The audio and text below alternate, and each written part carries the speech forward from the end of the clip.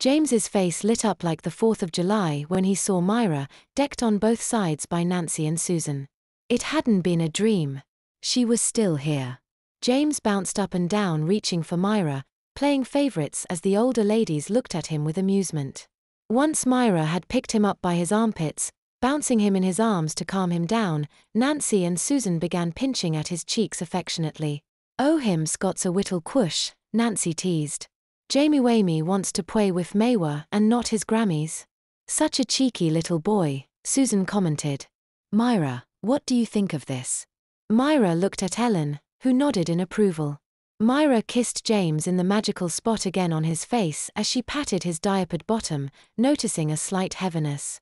She carried him to the changing table where all 4 ladies gathered around to take care of the little bundle of sweetness and joy in Myra's arms. Laying him down on the table, Myra gave him little Eskimo kisses as she told him the good news.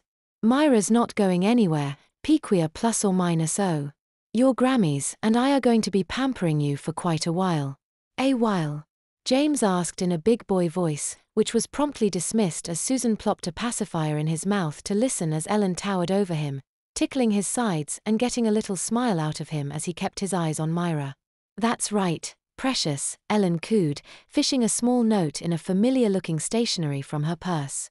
James's eyes widened as she held it up to him. Just barely, he could make out his mother's handwriting.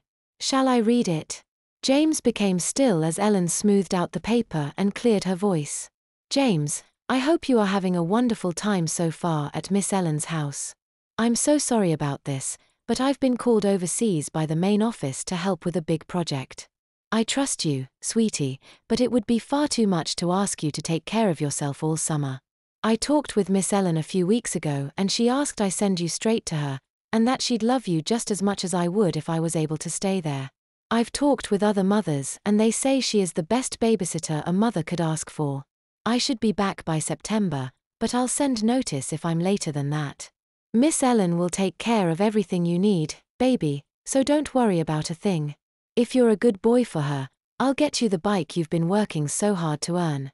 Have a wonderful summer, sweetie. Love, Mom."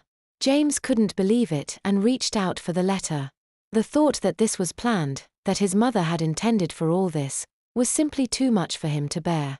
He reached up from the table and snatched the paper. It was his mother's handwriting and her stationery.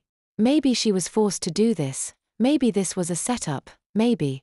"You see, Piquia ±0. Myra's voice soothed him from such paranoia as she stroked her long red nails gently and delicately across his cheek, standing over his head and smiling down on him warmly. "Everything's going to be just fine." Reaching down again to give James Eskimo kisses, he began to babble again, reaching up happily and grabbing playfully at Myra as Ellen began to change his wet diaper.